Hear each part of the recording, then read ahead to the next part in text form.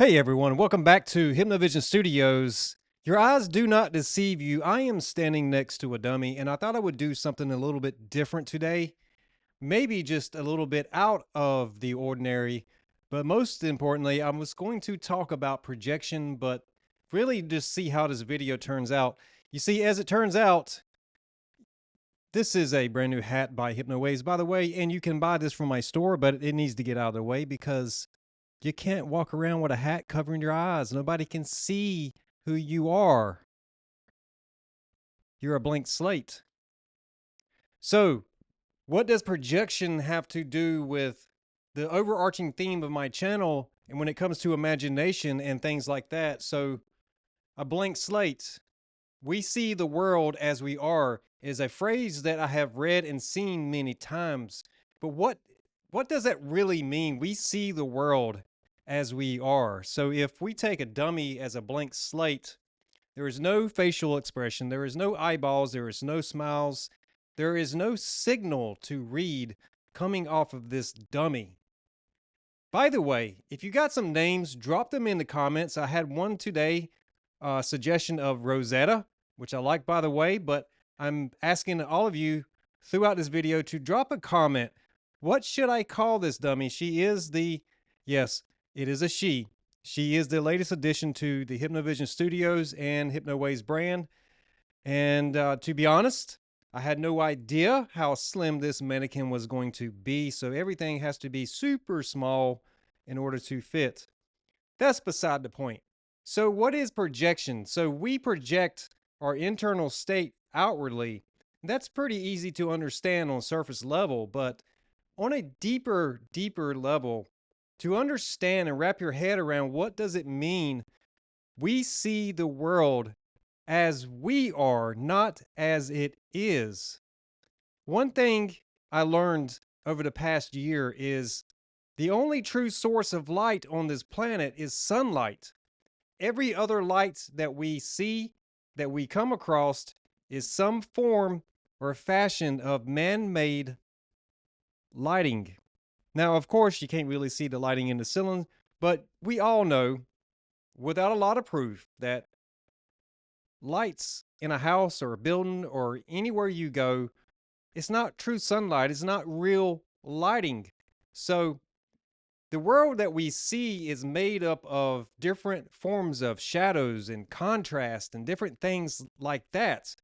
One only needs to understand Carl Jung's philosophy of the shadow self to really start to wrap their head around this. But as someone who is a Neville Goddard fan, and Bob Proctor, for example, and many other great people who speak about the frequency and vibration of thought and how that really formulates the inner states of being, I thought it would just be interesting to just kind of start to rattle a little bit. So if I were to make an example of projection, by sight, I would judge this mannequin based upon appearance. Now, I would apply my own feelings to this mannequin. So, in some sense, some people are trying to manage everybody's emotions and feelings on the outside of them so that they can feel secure about themselves. Now, this is where things get interesting because when we try to control every person around us, are we really in control? Are we allowing things, or are we trying to control and force things? I don't like this, so I'm going to upset you to make myself feel better. That is kind of what I'm trying to get at. So projection can be good or bad. And to be honest, you can't really stop projection because we all project our inner states outwardly. It is only through, as Neville's book, The Power of Awareness, that we come to understand how to control what it is we're projecting and stop trying to control people's feelings. Now, I feel very weird because I don't have a name to address you by, but I think you just look stupid. And I don't like the way that you're looking at me. So I'm just going to come up with stupid things to say about you, like rumors and gossip, because I just simply don't like you. And that, if you pay attention, would be really revealing of my inner state, my inner emotions, and my feelings towards things of the outside world. Now, most people aren't even paying attention. Most people don't even realize this happens on a day to day basis throughout the whole day.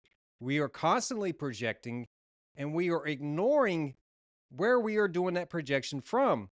So, the imagination or the image of ourself comes from our self esteem. I've learned that over the past several years on a much deeper, more profound level. But this dummy, to me, is a great example of a blank canvas. We think about going to a movie and they shoot the movie screen onto a blank white canvas, much like a projector in a home movie setup. So we really are applying, as Neville says, we are filtering the outside world by our emotional states. One can feel good and have a line of thought and see it one way, but that same line of thought when they are feeling bad is taken very differently. So this goes back to understanding that thoughts are electrical impulses, thoughts are electric, feelings feelings are magnetic.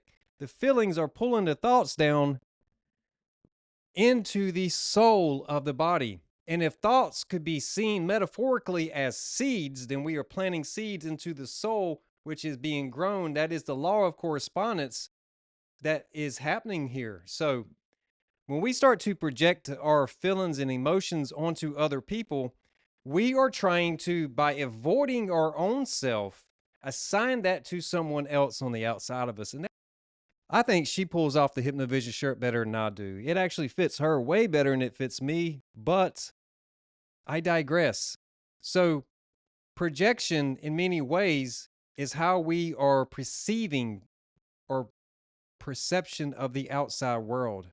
So, if we understand that we see the world as we are, not as it truly is, then there is the objective and subjective reality.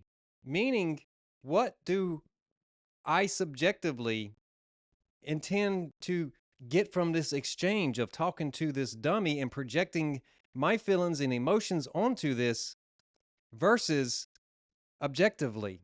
The objective, in all honesty, would be to have equal give and take. Hi, my name is Nick, and your name is. Oh, you don't have a name because we haven't named you yet. Drop your comments, by the way. It's nice to meet you. I can see that you're very neutral. You have no emotion. You're just kind of plain existing. Your head kind of does look like an egg, by the way. It's a little bit strange, but let's keep going. So, if it was equal give and take, this conversation would flow back and forth. However, people who seek to control will often nullify someone else's emotions and add theirs onto that person, assign their emotions to this person.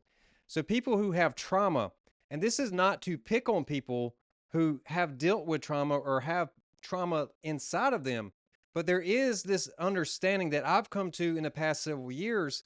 And the reason I talk about it is to hopefully give someone some insight on how to release that trauma, overcome that trauma, and find happiness within themselves again. Because when we create trauma or when trauma something happens to us that is very traumatic, we process that trauma.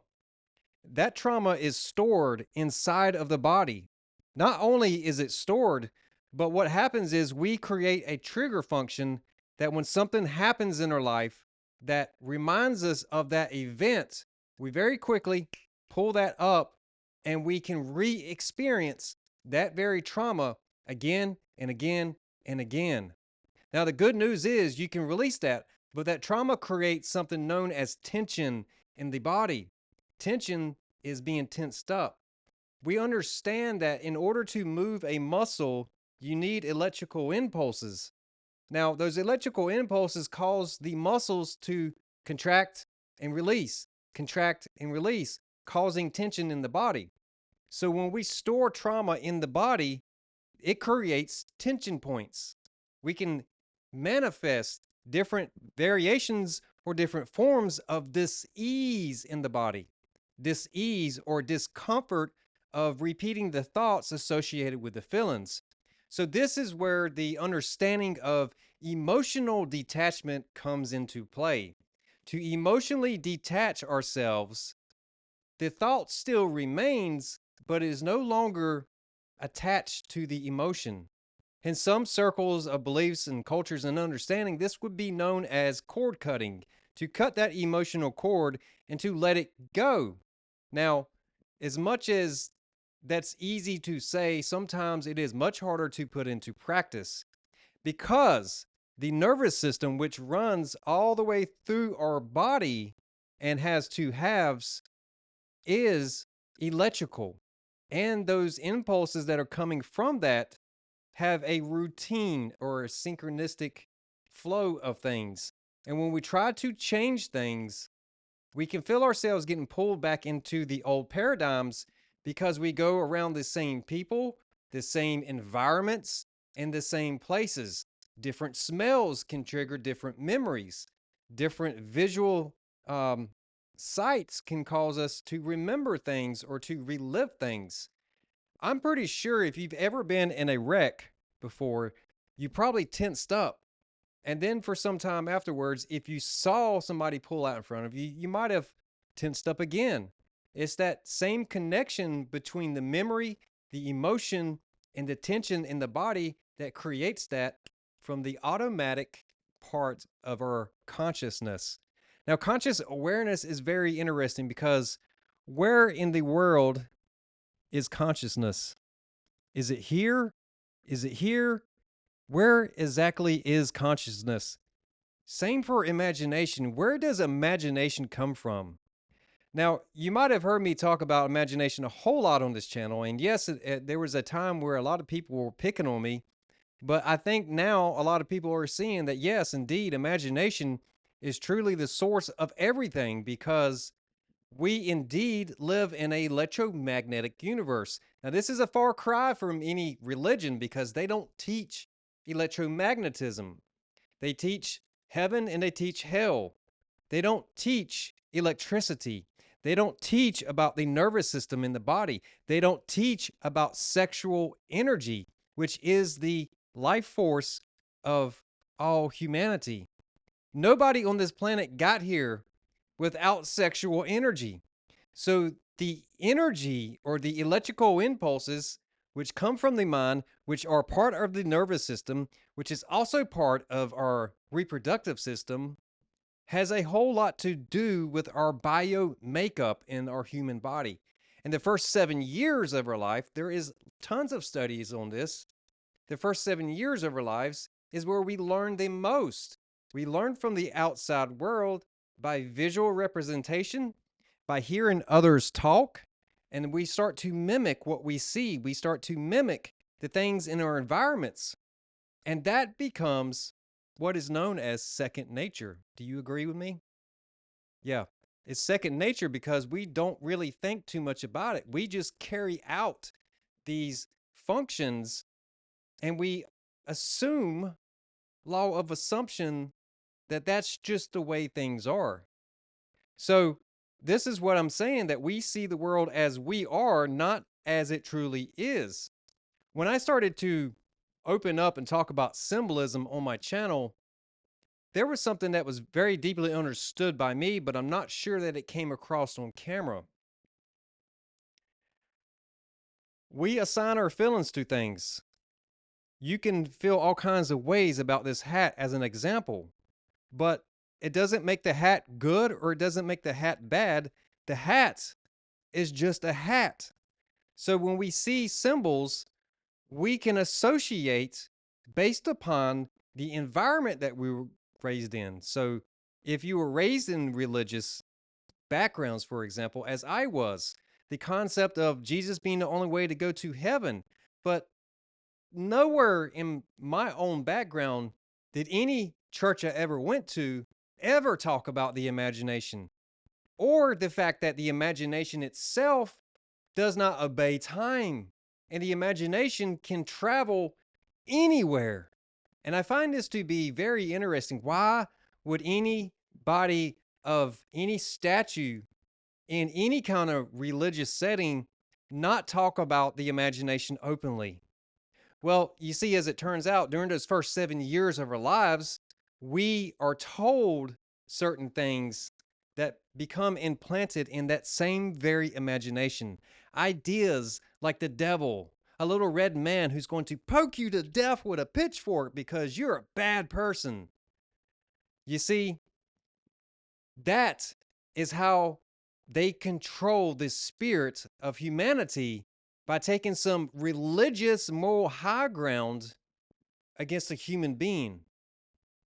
You're a bad person. You better repent. You're going to go to hell. Now, when it comes to Neville Goddard's work in the awakened imagination, sin, by his definition, is missing the mark of becoming that which you desire to be. I aim and I miss my aim. I fail to hit the mark. That, in Neville Goddard's work, is the definition of sin. It's interesting because you can also look at sin as a sine wave. If we are talking about vibration, we have 33 vertebrates in the human body. Jesus died at 33.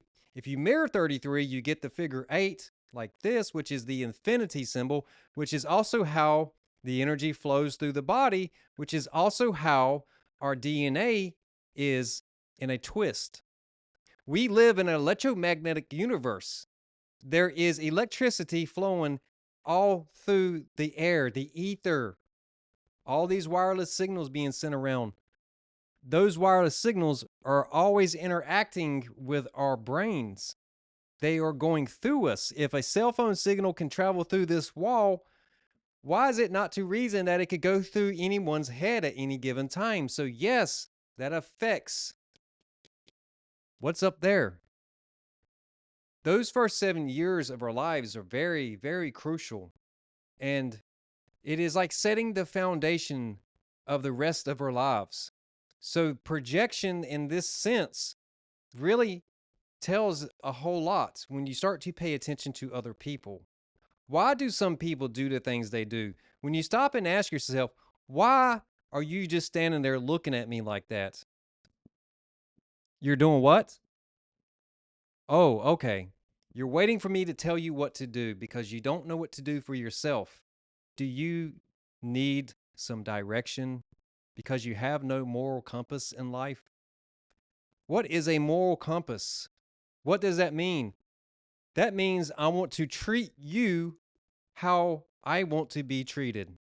So if through conscious awareness, I treat you with compassion and I treat you with the same love that I expect to get from myself, and I encourage you, you encourage me, and we are in some kind of agreement. When people live in this literal idea of things, they live in a fictitious world. We see the world as we are. So if you believe that there is a heaven and hell, and you believe that there is a little red man with a pitchfork who's going to poke you to death, you are living in a fictitious world, and through your imagination, through your belief system, you are starting to make that real, even though the outside world is how you are perceiving from your inner state. Very, very fascinating, guys. Don't you agree? That's very interesting. So what is 144? 12 times 12 equals 144.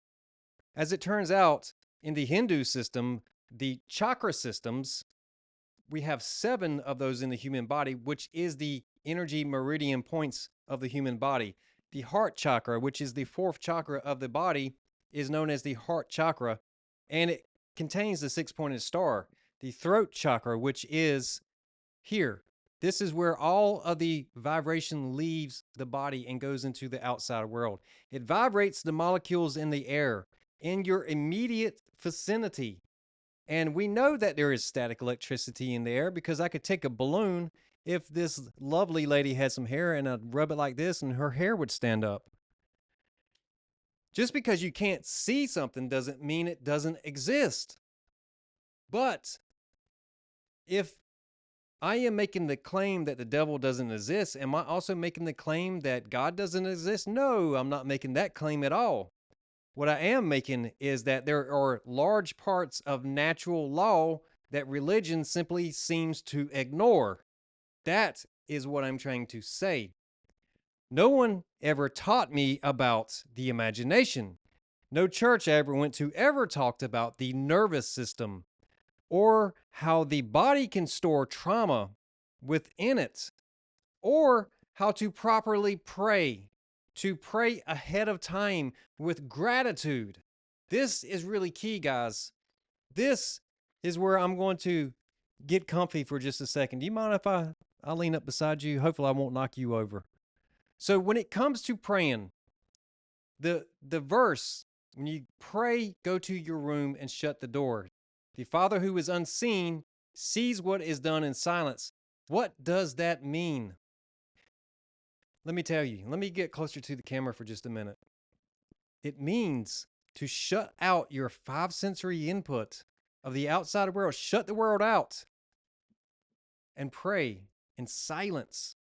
That doesn't mean go around and tell 10 people your problems, because now 10 different people know that you have a problem. I know it sounds counterintuitive, but 3 years ago, I stopped talking about my problems. I stopped telling people what I was going through behind the scenes, and my life started to shift. And in silence, I started to pray with gratitude. I am so happy and grateful that these things are changing for me.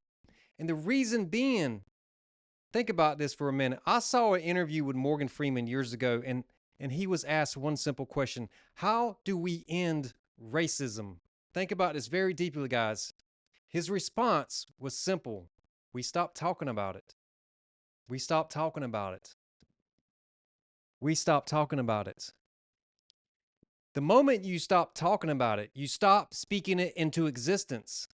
The moment you go into prayer and you shut out the world around you and you stop worrying about things out there, and you, from the inner state, find the gratitude, you go straight to the emotion of happiness, joy, love, and peace. I am so happy and grateful my prayers have been answered. I don't need physical, material things of the outside world to find happiness within myself. Something starts to happen inside of the human body. That nervous system, those electrical impulses start to change the voltage, the amplitude, and all sorts of things start to happen inside of the human body, which, by the way, if thoughts are electric, feelings are magnetic, we start to pull down a very different arrangement of electrical impulses. A very different mental picture is what I'm trying to say in layman's terms. If we can pray in silence, that our prayers have already been answered, and we are giving gratitude in advance, what do you think the correspondence is going to be? Think about it. If I go around and tell 100 people, please pray for me, I'm not doing too good. Please, can you please pray for me? Guys, I'm not trying to pick on anyone. I'm not trying to alienate anyone by saying this and acting this way. I'm trying to draw a very clear definition and distinguish the difference in praying in advance with gratitude versus going around looking all sad like I lost my best friend. Can you please pray for me? Please. I My prayers are not strong enough. I need you to do it for me. You know, sound has a very interesting connection to the human body. Vibration is sound. And when we pray in silence. We don't speak outwardly. It's one thing to teach someone how to pray, to ask them what do they need help with, and how to properly change that paradigm internally within themselves. It's another thing when we start to do group prayers and we start to tell our problems to hundreds of people, and now we all see what your problem is. We can see that internally you are struggling with X, Y, or Z, and we are going to pray for you. We are going to put hands on you, and we are going to pray for you. Do you feel better yet? Do you feel like it's working? How do you know if it's working or not? When you pray, you go to your room in silence and pray to your Father who is not seen, and He will reward you. So, who is the Father? Who is the Mother? In Neville Goddard's teachings, he speaks of the mind being the Father and the soul being the wife. Or let me rephrase that, the husband and the wife. As above, so below, the husband and the wife. As it turns out, when we look at polarity of the nervous system itself, the positive or negative charge, if we are dominantly to one side or the other, that polarity in our nervous system is going to affect how we look outwardly and perceive the world around us. So we see the world as we are, not as it is.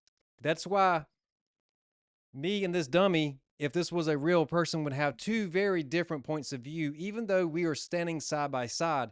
If our nervous systems are charged very differently, our perception of the outside world would be very different. Can you please look at the camera? Thank you. Yeah, that's more like it. So, should we call you Rosetta? Should we call you Snow White? I don't know yet, but I do know one thing. She's very skinny, very anemic. But guys, again, this is not about making anyone feel one way or another about prayer or religion or spirituality. This is about speaking truth and clarity. This is about understanding the inner workings, the kingdom within the body. Gratitude is attitude, altitude. We go higher in vibration. I was listening today, recapping a lot of stuff from Nikola Tesla. If you know anything about his work, he was real big into crystals. And as it turns out, crystals vibrate at a very, very high level of vibration or oscillation. That means that it's so fast, it's hardly even noticeable by the human eye. And of course, when we look at a crystal, it just looks like a solid crystal. It doesn't look like there's anything really fancy about it. But indeed, Nikola Tesla believed that they were alive. He also made the claims that he talked to God, and he was also ridiculed. You know, Jesus was ridiculed because he said he was one with the Father. So, as it turns out, many people don't have that same bold faith internally that they are also one with the Father. And I suspect the reason for that is the imagination. The imagination is everything.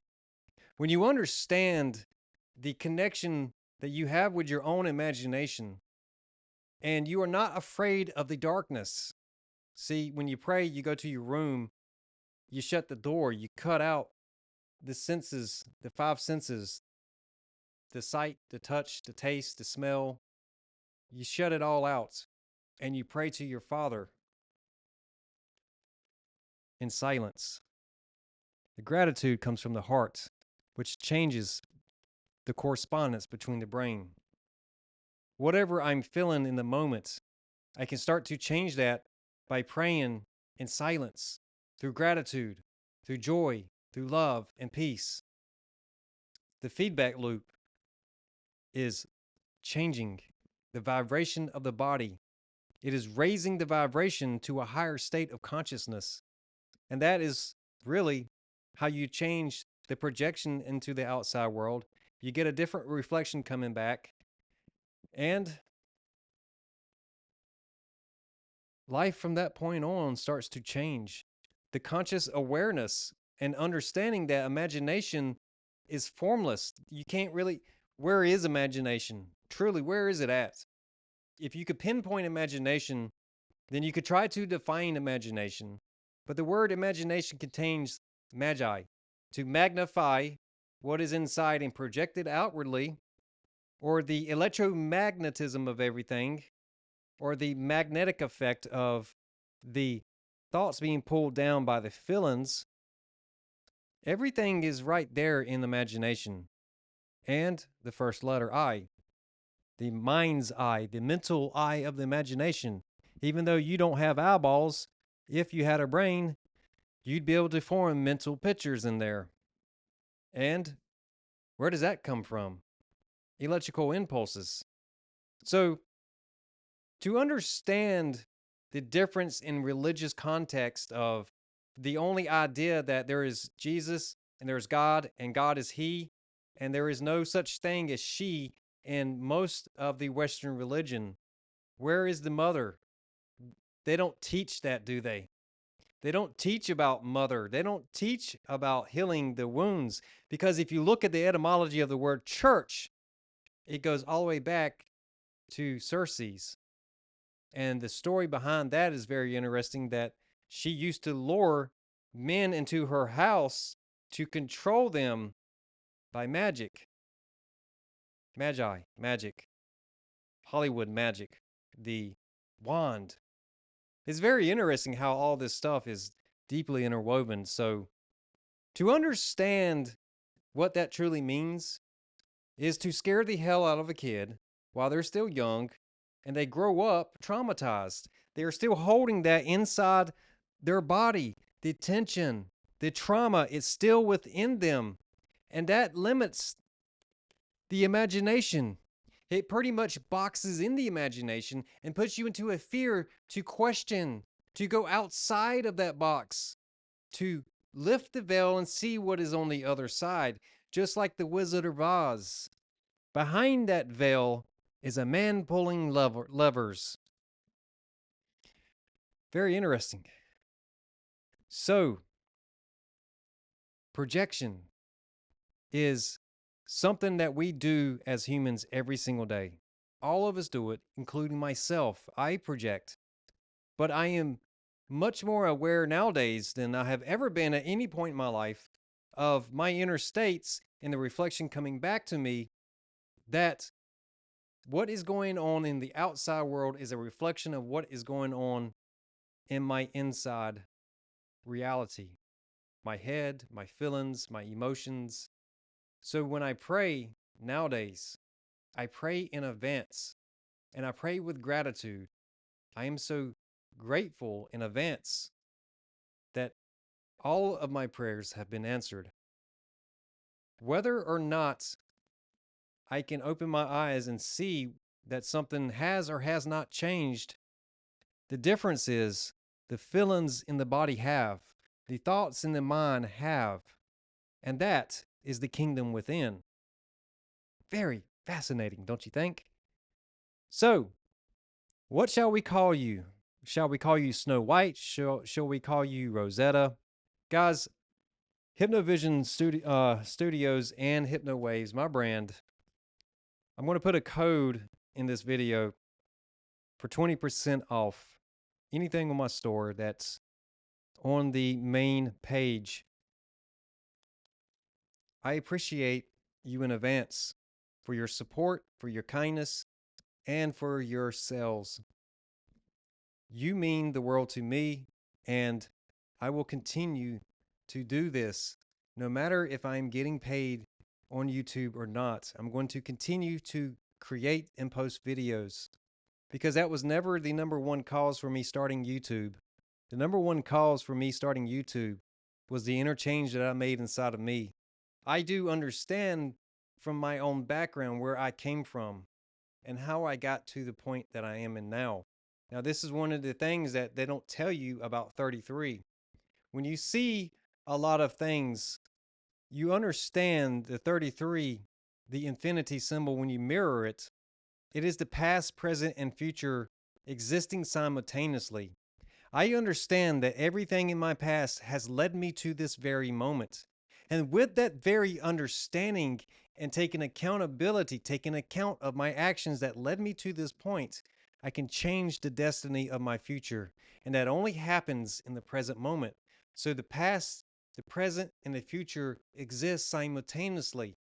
But only through imagination can you reveal that to yourself and make the change internally, which is why you pray in silence.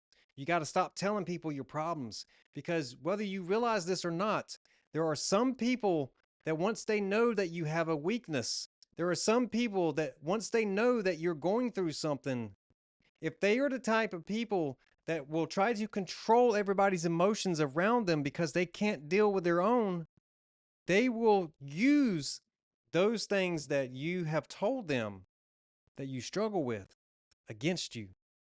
So the less you say to people, the better off you're going to be. Now, that doesn't mean you can't ever share something with another person again in your life. That's not what I'm saying.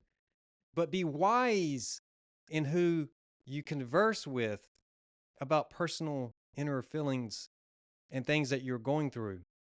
Yes, indeed, we all need a friend. Yes, indeed, we all need someone that we can trust and feel emotionally secure with. But people who are emotionally insecure will try to use someone else's emotions against them. And that is a very slippery slope for push and pull dynamics, for hot and cold dynamics, for ghosting and avoidance and different things like that. That is where the projection stuff starts to turn really toxic, really negative, and really bad. So, with that, guys, I'm going to end the video here and say thank you to every single one of you. Understand the difference of people who can manage their own emotions without the need of controlling everyone's emotions around them. Projection, in many ways, let's take gossip as I close this video out. Suppose somebody over here, let's just say person A, pissed me off, and I'm angry about something that this person did. Instead of confronting person A, I'm going to come over here to this dummy. Hey, do you know what that fucking person did? They da da da da da. They are a piece of shit. Let's be nice. They are just a sorry human being. Did you know that? So what's happening here? Instead of confronting this person, person A, who upset me and pissed me off, I'm going to come over here to someone else and I'm going to project my anger onto this person and vent onto this person about what this person over here did. Never am I going to hold them accountable for what they did to upset me, but now I'm going to emotionally dump on someone else. That is projection of indirect communication. Sometimes we are just mad and we don't know how to express it properly. And with that, guys, I'll see you on the next one.